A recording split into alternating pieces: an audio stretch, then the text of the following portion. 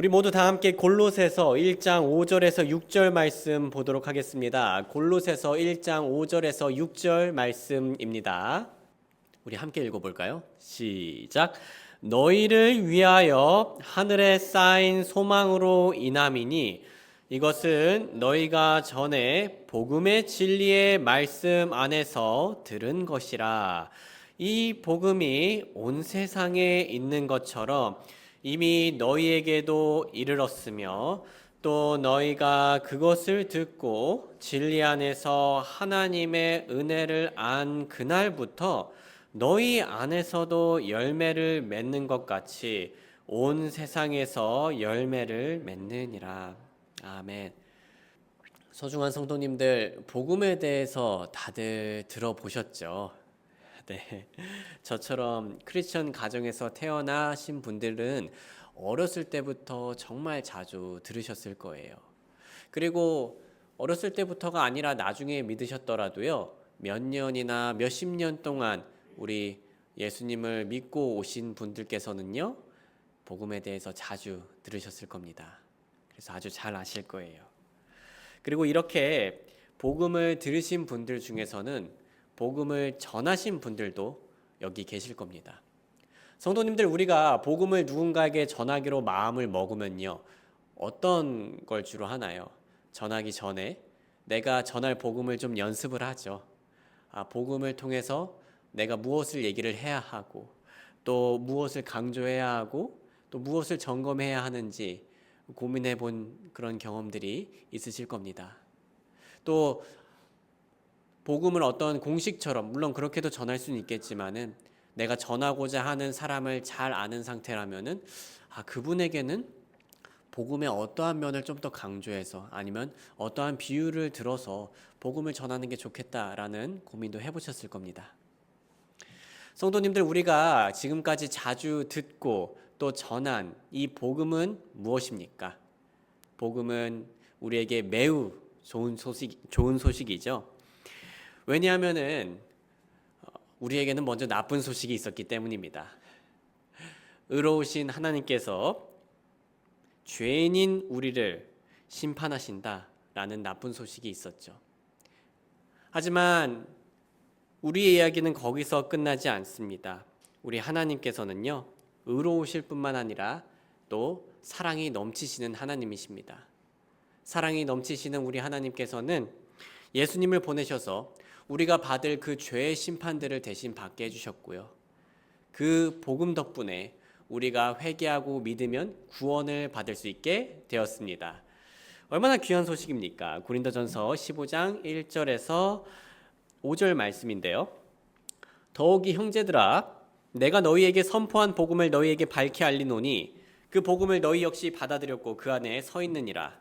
너희가 만일 내가 너희에게 선포한 것을 기억하고 헛되이 믿지 아니하였으면 또한 그 복음에 의해 너희가 구원을 받았느니라.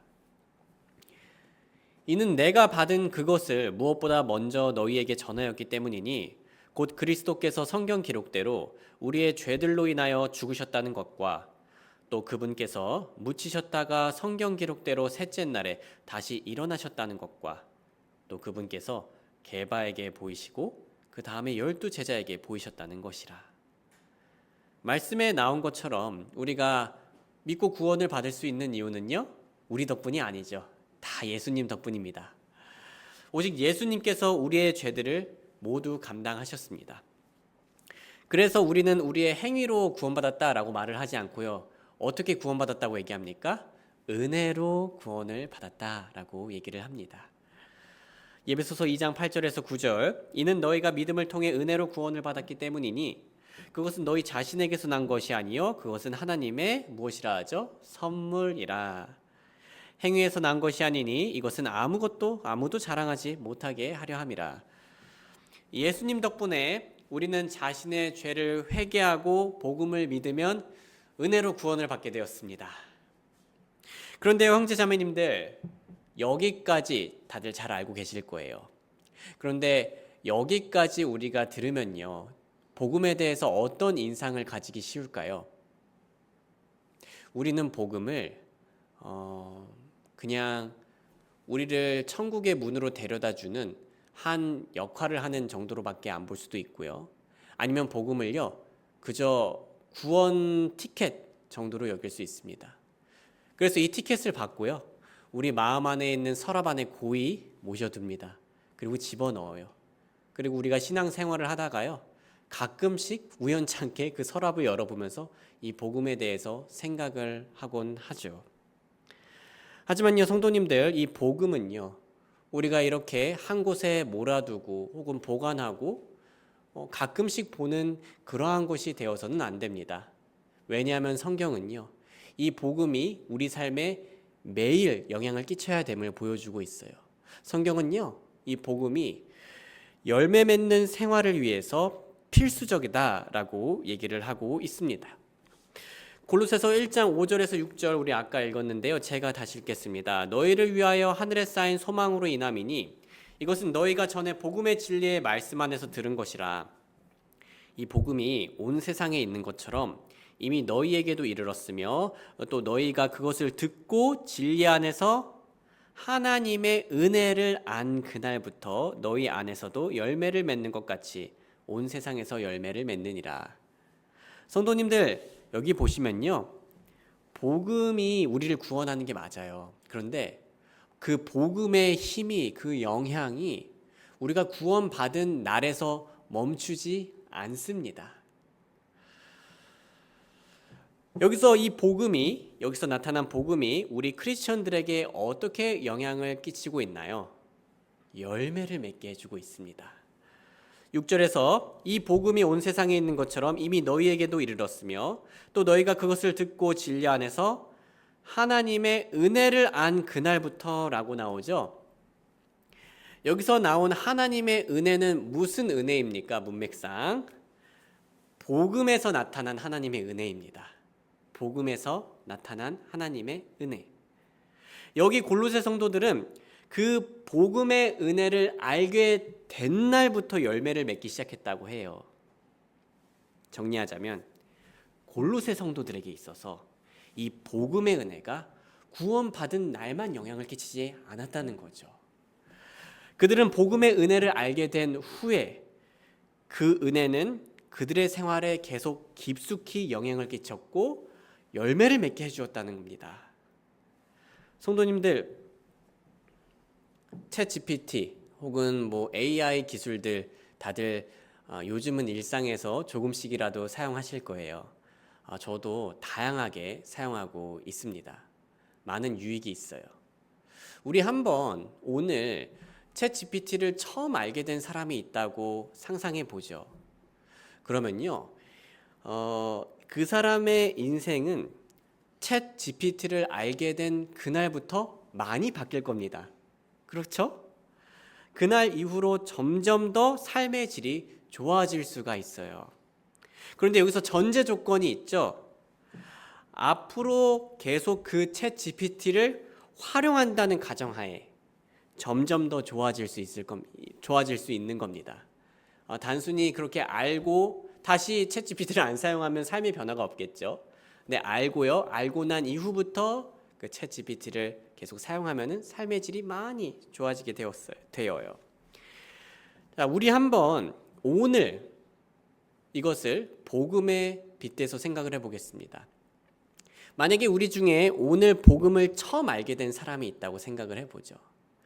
그 사람의 삶은 복음을 안 날 이후부터 많이 바뀔 겁니다. 복음의 은혜를 안 날 이후부터요. 삶이 많이 바뀔 거예요. 그런데 전제 조건이 있습니다. 그 복음을 계속 의지한다는 가정에 의지한다는 가정 하에 점점 좋아지는 겁니다. 계속 잘 그 복음의 은혜를 의지한다면, 그냥 복음을 들은 그날, 구원받은 날만 복음을 생각하는 게 아니라요. 복음을 의지하는 게 아니라 그 이후에도 그 복음의 은혜를 계속 의지한다면 우리 삶의 모든 부분은요, 새로운 창조물로서 이전 것들과는 비교할 수 없을 정도로 훨씬 더 좋은 것들을 누릴 수 있다는 얘기입니다. 챗 GPT를 알고 계속 사용할 때보다요, 은혜를 알고 계속 의지할 때 우리의 신앙생활은 혁신이 일어납니다. 우리 마음에 변화가 일어나고요. 우리 신앙생활에 행복한 동기가 생기고요. 성령님의 열매를 훨씬 더 생산적으로 맺을 수 있게 된다는 거죠. 복음이 우리의 열매 맺는 삶과 관련되어 있음을 보여주는 또 다른 구절이 있는데요. 베드로후서 1장 5절에서 9절입니다. 제가 읽겠습니다. 이건 외에도 부지런함을 다하여 너희 믿음에 덕을 더하고 덕의 지식을, 지식의 절제를, 절제의 인내를, 인내의 경건을, 경건의 형제의 친절을, 형제의 친절에 사랑을 더하라. 이는 만일 너희 안에 이것들이 있고 또 풍성하면 너희가 우리 주 예수 그리스도를 아는 지식 안에서 쓸모없거나 열매 없는 자가 되지 않게 하기 때문이라. 그 이후 그러나부터 한번 같이 읽어보겠습니다. 시작. 그러나 이런 것들이 결여된 자는 눈이 먼 자요 멀리 내다볼 수 없으며 자기의 옛 죄들로부터 정결하게 된 것을 잊은 자니라. 성도님들, 우리 방금 너무 좋은 열매들을 보았죠? 부지런함, 믿음, 덕, 절제, 친절, 사랑, 우리 기독교인들이 꼭 가져야 할 열매입니다. 그런데 이런 것들을 하지 않는 크리스천들이 있어요.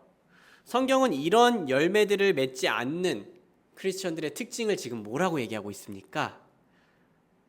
자기의 옛 죄들로부터 정결하게 된 것을 잊은 자들이라고 나옵니다. 자기의 죄가 하나님께 용서받은 것을 잊은 사람들이 이런 열매들을 맺을 수 없다는 거예요. 성도님들, 이렇게 죄가 용서받았다라는 좋은 소식을요, 우리 한 단어로 뭐라고 하죠? 복음이라고 합니다. 그래서 우리는 이렇게 이해할 수 있어요. 복음을 잊은 그리스도인은요, 평소 생활에서 복음을 잊은 그리스도인은 열매를 맺지 못합니다. 반대로 복음을 기억하는 그리스도인은 열매를 맺을 수 있습니다. 구원받은 이후에 우리 삶에서 절제가 왜 없을까요? 경건함이 왜 없을까요? 왜 우리가 서로에게 친절하지 못하고 또 가족에게 오래 참아주지 못하고 이해해주지 못하고 왜 온유하지 못할까요? 우리가 복음을 잊었기 때문입니다. 반대로 우리가 복음을 기억하면 어떻게 될까요?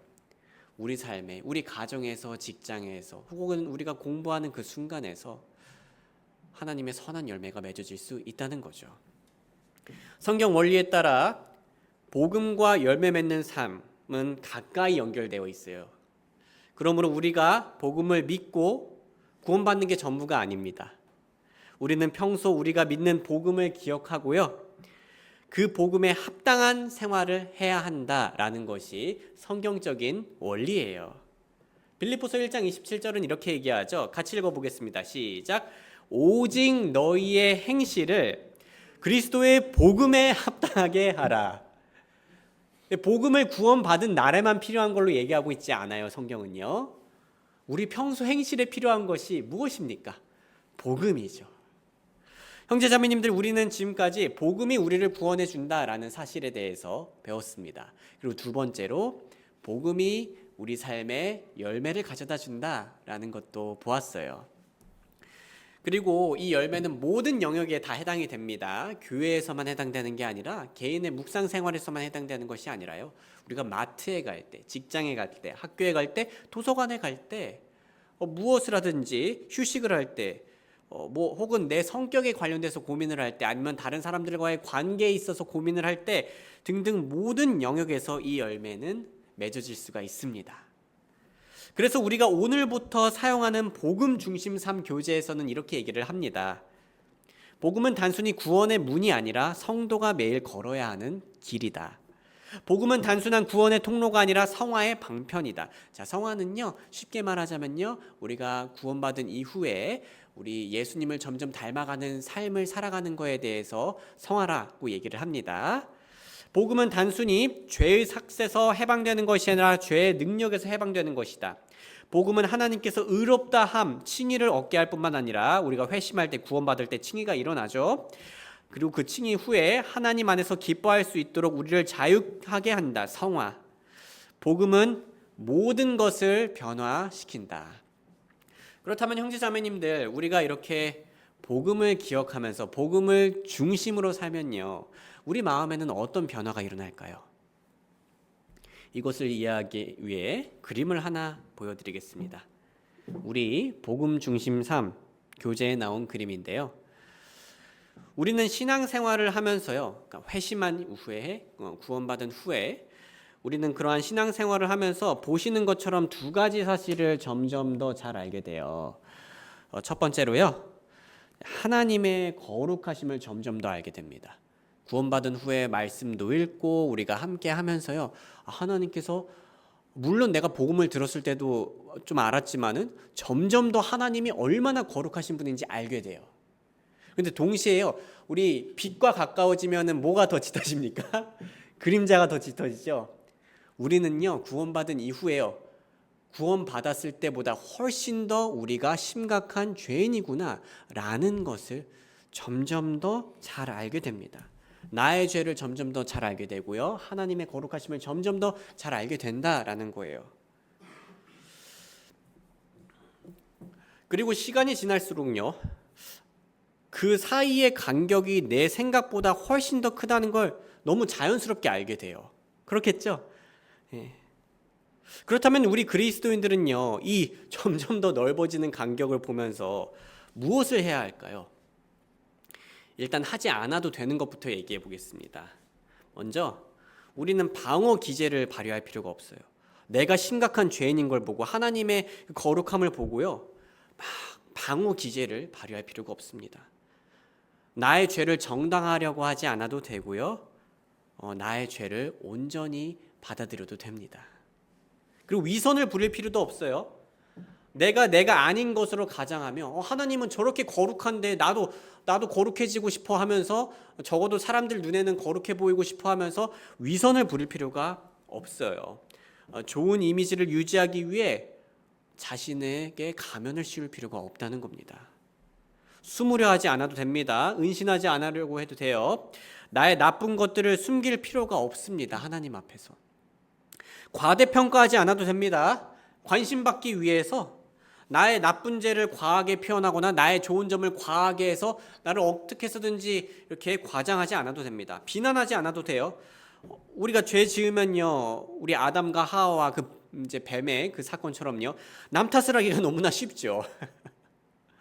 우리 죄를 더 깊이 깨달을수록요, 우리는 더 방어 기제도 발휘되는 동시에 다른 환경 탓, 다른 사람 탓, 내 가족 탓, 내 친구 탓을 하기가, 내 사회 탓을 하기가 쉬워집니다. 하지만 우리는 그러지 않아도 돼요. 그리스도인들은 내 죄를 경시하지 않아도 됩니다. 나의 죄를 별것 아닌 것처럼, 너도 죄인이고 나도 죄인이잖아 하면서 그렇게 경시하지 않아도 돼요.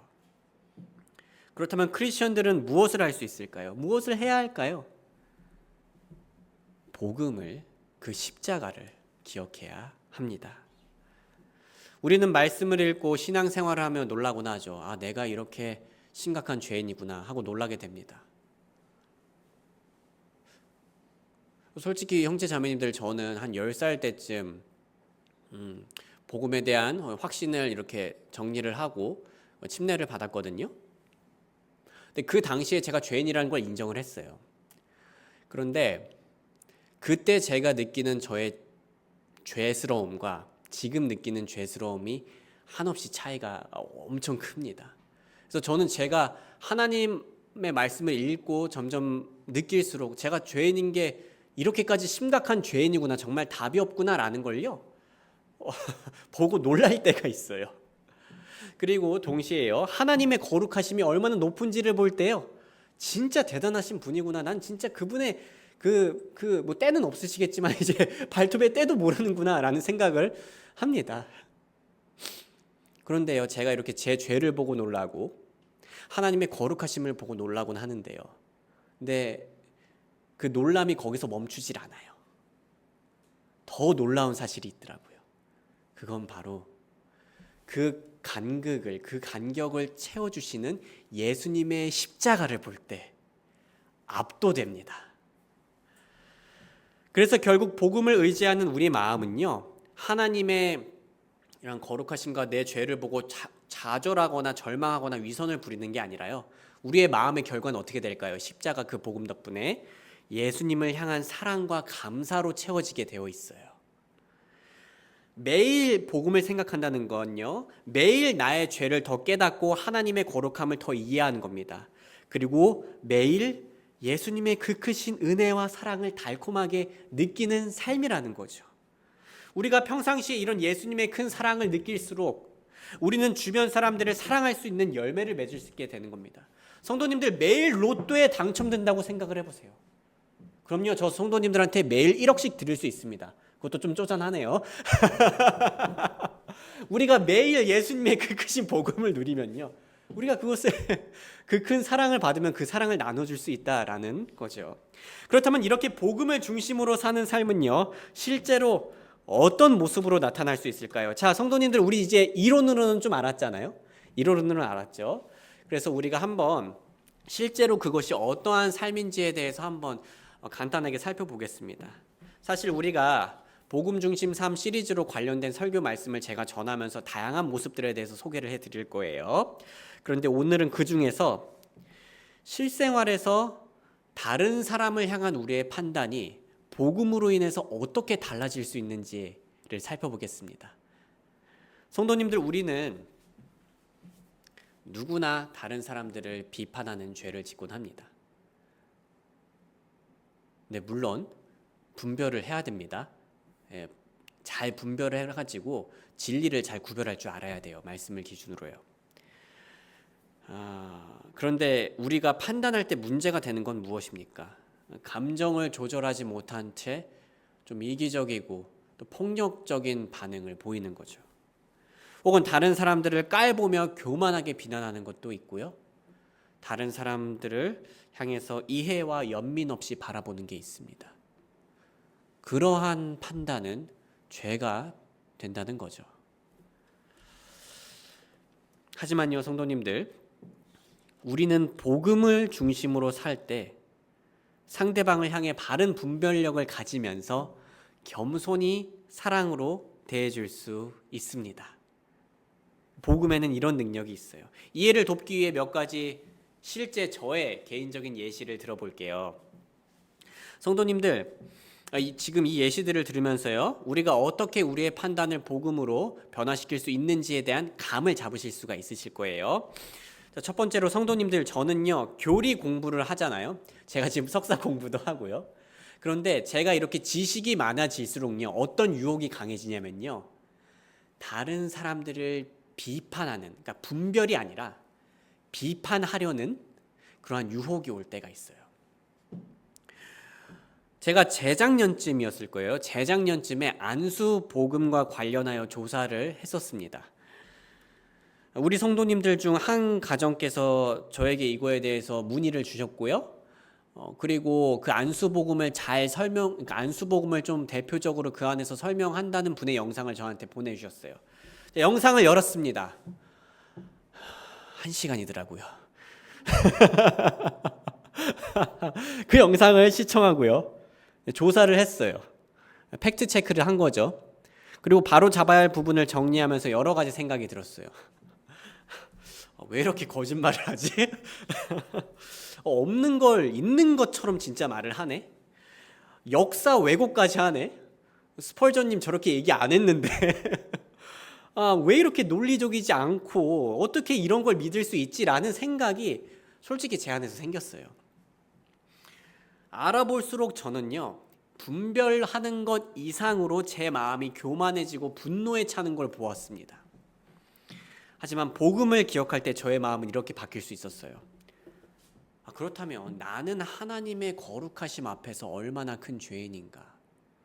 내가 지금 이거를 보고 왜 이렇게 거짓말하지 하는데 나는 하나님 앞에서 얼마나 거짓말을 많이 했는가?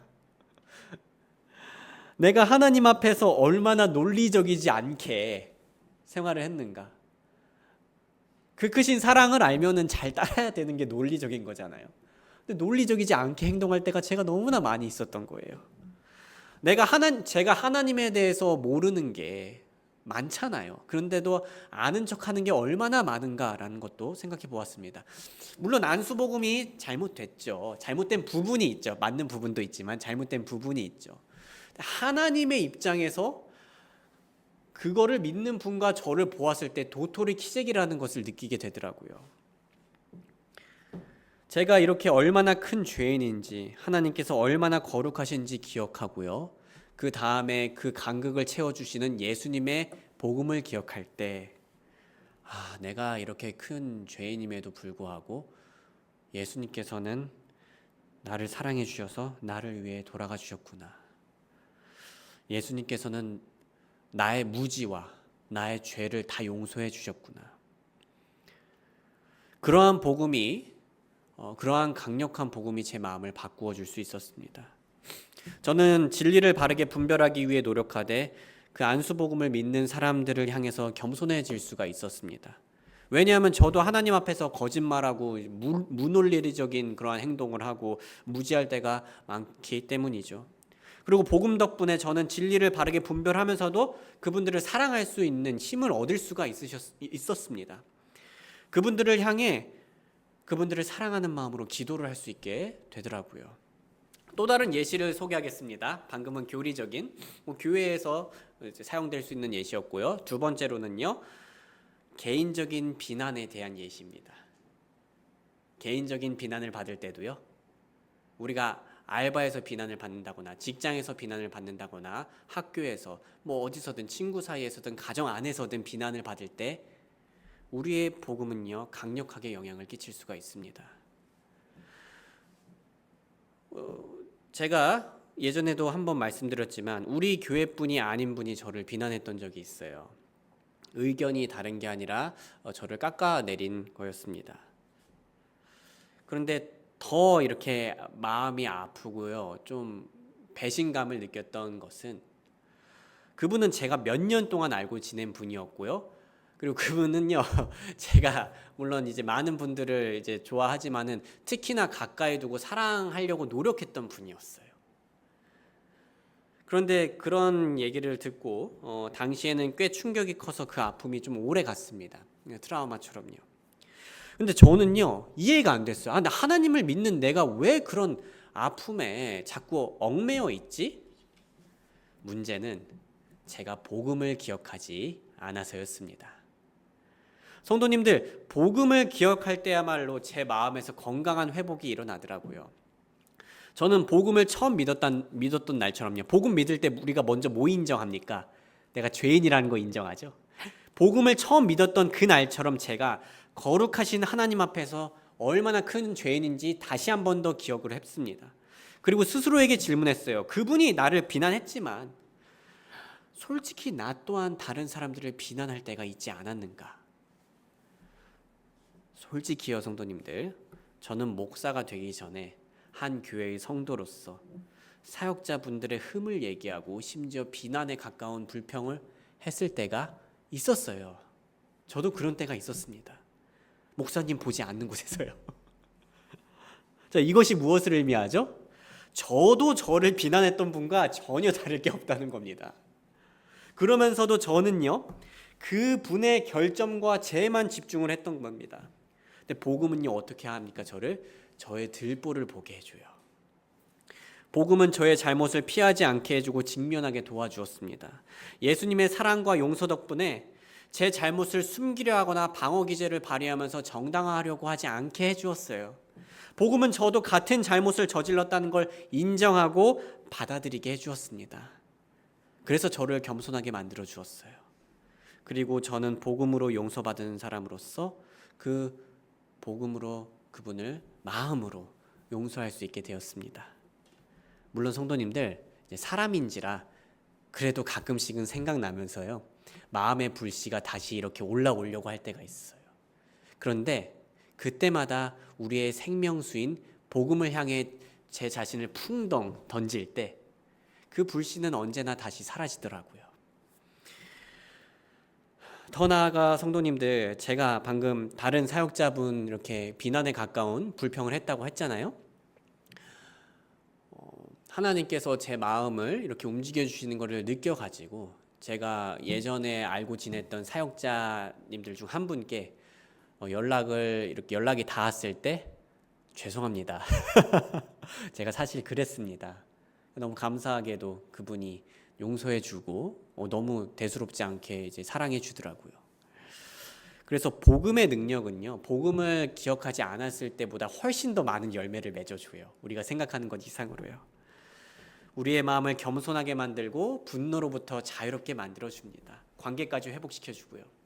자, 마지막 예시를 들게요. 이번엔 가족들을 향한 판단에 대해서 얘기해 보겠습니다. 성도님들, 가족들 사랑하시죠? 아멘. 네. 하지만 가족들이 사랑스럽지 않을 때가 있죠? 네. 자, 아이들이 짜증을 낼 때, 오늘 아침에도 그 공 하나 때문에 얼마나 이렇게 싸우는지. 아이들이 짜증을 낼 때, 다툴 때, 사랑스럽지 않을 때가 있더라고요. 제 아내도요, 성도님들, 저는 제 아내가 화장을 안 할 때 더 이뻐 보이는 사람이에요. 진짜로요. 제 아내는 그거를 되게 고맙게 여기는데, 근데 저는 진짜 제 아내가 화장을 안 할 때가 더 이쁩니다. 화장을 할 때도 이쁘지만요. 그만큼 저는 제 아내가 사랑스러운데요. 그럼에도 불구하고 사람이고 다 죄성을 가지고 있어서 제 아내가 사랑스럽지 않아 보일 때가 있어요. 누구나 있습니다. 내 아내 사랑스러워 보이지 않을 때 있다고 해서 죄책감을 가질 필요는 없어요. 왜냐하면 우리는 다 부족한 면을 가지고 있으니까요. 자, 예를 들면 어디를 가기로 했는데 가족들의 준비가 늦을 때요, 저는 개인적으로 답답해요. 왜 이렇게 오래 걸리는 거야 하면서요. 또 대화가 잘 통할 때도 있는데요, 어느 날은요 대화가 잘 안 통해요. 제가 A를 말하면요 B를 말하는 것도 아니고 C를 말하는 것도 아니고요, 저 Z를 말할 때가 있어요. 동문서답하는 거죠. 아니 내가 그 말을 하는 게 아니잖아 하면서요. 가족들이 내 상식에서 벗어난 행동을 하면 짜증이 납니다. 가족이더라도 왜 저렇게 행동하지 할 때가 있어요. 심각해지면 어떻습니까? 가족임에도 불구하고 이제 고성이 좀 오고요. 더 편한 관계니까 고성이 더 쉽게 나올 때도 있어요. 또 후회스러운 상처를 서로에게 남길 때가 있습니다. 제 경험상 그렇더라고요. 제가 성인이 돼도요, 가족들에게, 제 아내와 혹은 자녀들뿐만 아니라 저의 어머니라든가 뭐 아버지라든가 누구에게든지요, 제가 그런 잘못을 저지를 때가 있더라고요. 결혼을 해도 좀 성숙해졌다는 소리 들었지만 여전히 가족을 그렇게 비판할 때가 있고요. 심지어 자녀가 있고 목사임에도 불구하고 참 좋지 않은 모습을 보일 때가 있습니다. 근데 저는 이 심각한 인생의 문제를 너무 해결하고 싶었어요. 갈등이 생기는 것 자체는 괜찮습니다. 건강한 가정, 다들 갈등은 있어요. 근데 그 갈등을 잘 해결해 가는 게 중요한 거잖아요. 그럼 이 갈등을 어떻게 하면은 정말 온유하게 사랑으로 해결할 수 있을까라는 고민에 빠졌어요. 복음이 유일한 답이더라고요. 복음에 나타난 예수님을 바라볼 때 제 삶은 비로소 변화될 수가 있었어요. 성도님들, 제가 아까 가족들과의 다른 점 때문에 가족을 비난했다고 했잖아요. 판단하고요, 함부로. 그런데 생각해 보면요, 저를 구원해 주신 예수님과 저의 그 다른 점은 얼마나 큽니까? 예수님과 저의 다른 정도는요, 저와 제 아내의 다른 정도보다 훨씬 더 무한하게 크겠죠. 제가 동문서답할 때가 얼마나 많겠습니까, 예수님께. 제가 다르고 제가 짜증나는 행동을 할 때가 얼마나 많겠어요, 예수님 앞에서요. 그런데 예수님께서는 이렇게 다른 저를 위해 죽어주셨습니다. 저를 그렇게까지 사랑해 주셨어요. 저는 그렇게 큰 사랑을 받은 자로서, 그 로또를 받은 자로서 저와는 다른 부분이 많은 아내와 자녀들에게 사랑을 보일 수 있더라고요.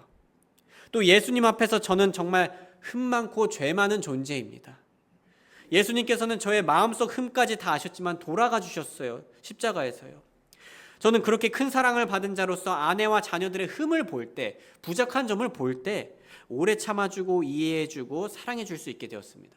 그래서 그 복음이 이 참을성 없는 박성규를 바꿔주더라고요. 종훈이와 종건이가 졸려서 짜증낼 때 복음을 기억하면요, 성도님들, 그리고 복음을 의지하면요, 더 오래 참아줄 수 있게 되더라고요. 아내가 작년에 저의 새 차를, 우리의 새 차를 아파트 지하주차장 기둥에 부딪혀도, 사이드 미러를 기둥에 긁어도 이해해 줄 수 있게 되더라고요. 그래 나도 하나님 앞에서 얼마나 많은 잘못을 저질렀는데 더 나아가 복음은 제가 가족들과 다툼이 생길 때, 방금 이 예시들은 아내의 허락을 받고 했습니다. 네. 더 나아가 복음은 제가 가족들과 다툼이 생길 때 이 바른 말투와 자세를 가지게 해주었습니다. 제 마음을 정돈해 주었어요. 물론 성도님들, 제가 이렇게 말한다고 해서요, 제가 지금 완벽한 삶을 살고 있는 건 아니에요. 여전히 실패할 때가 있어요. 갈 길이 멉니다. 하지만 복음은 항상 저를 바른 반응으로 훈련시키고 인도해 준다는 거죠. 그리고 덧붙여서 성도님들, 사실 저는 아내와 다툴 때 나쁜 버릇이 하나 있어요. 대화를 하지 않습니까? 그러면요, 저는요 은근히 제 아내의 잘못은 확대하고요, 저의 잘못은 합당화시킵니다. 정당화시켜요. 하지만 이때도 복음이 크게 영향을 끼치더라고요. 예수님의 복음은 제가 저의 죄를 축소시키지 않게 해주고 상대방의 죄를 확대시키지 않게 해주고요, 제가 저의 죄를 인정하게 만들어서 사과할 수 있게 만들었습니다. 복음은 제 가족이 아니라 저야말로 정말 흠이 많은 죄인이라는 것을 깨닫게 해주었습니다. 제 아내가 잘못이 아니라, 제 자녀들의 잘못이 아니라 제가 제 가족 중에서 가장 큰 죄인이다라는 걸 깨닫게 해주더라고요. 바울이 느꼈던 것처럼요, 아마 그런 비슷한 게 아니었을까 상상을 합니다. 그렇게 복음은요, 가족 간의 다툼에서 저를 겸손하게 만들어주고 가족 간의 다툼에서 가족들을 사랑하게 만들어주었습니다. 오래 참음으로 사랑해주고 친절로 사랑해주고 온유로 사랑해주게 해주었습니다. 형제자매님들, 이 외에도 복음은 우리의 판단을 완전히 자유롭게 해줍니다. 우리가 학교에 갈 때, 직장에 갈 때, 길거리에서 운전할 때, 어디에서든지 이 복음은요, 우리가 생각을 해보면요, 접점이 항상 있어요. 그래가지고 우리의 삶을 완전히 바꿔주고 큰 힘이 되어줍니다. 왜냐하면 복음은 우리가 상대방을 향해 바른 분별력을 가지게 하면서도 겸손하게 사랑할 수 있게 해주는 힘이 있으니까요. 잠시 팀 켈러님의 글을 인용하겠습니다. 복음을 믿는 그리스도인이 다른 사람을 볼 때 어떻게 바라볼 수 있는지를 정말 잘 설명해 주셨어요. 그리스도인이라면 비록 악한 사람을 보거나 인생이 망가진 사람을 보게 될지라도 그것을 무너진 성처럼 바라보게 됩니다. 그래서 이렇게 말하게 됩니다. 이것이 다시 회복된다면 얼마나 좋을까? 이 사람이 회복된다면 어떤 모습이 될까? 성도님들, 요즘 뉴스 기사라든가 유튜브 영상의 악플들과는 너무나 다르죠. 자, 영상에 만약에 악한 사람을 보고 인생이 망가진 사람 보면 어떻게 주로 합니까? 비난하고 조롱을 하죠. 하지만 그리스도인들은 그렇게 하지 않습니다. 복음을 믿는 그리스도인이라면 이 사람이 다시 회복된다면 얼마나 좋을까? 하나님의 은혜로 회복된다면 얼마나 훌륭한 모습일까로 판단해 줄 수 있다는 거죠. 사랑하는 형제자매님들, 복음은 다른 사람들을 판단할 때 파괴적인 판단이 아니라 이처럼 사랑으로 건설적인 판단을 해줍니다. 말씀을 정리하겠습니다. 우리가 일상에서 복음을 기억할 때 무슨 일이 일어날까요? 그 복음은 우리가 죄를 이기게 해주고요, 하나님을 기쁘게 하는 열매를 많이 맺게 해줍니다. 특히 오늘 예시들로 본 것처럼 복음은 우리가 맺는 관계들 속에서 바른 판단을 하게 해줘요. 바르게 분별하고 겸손히 사랑하게 해주는 거죠.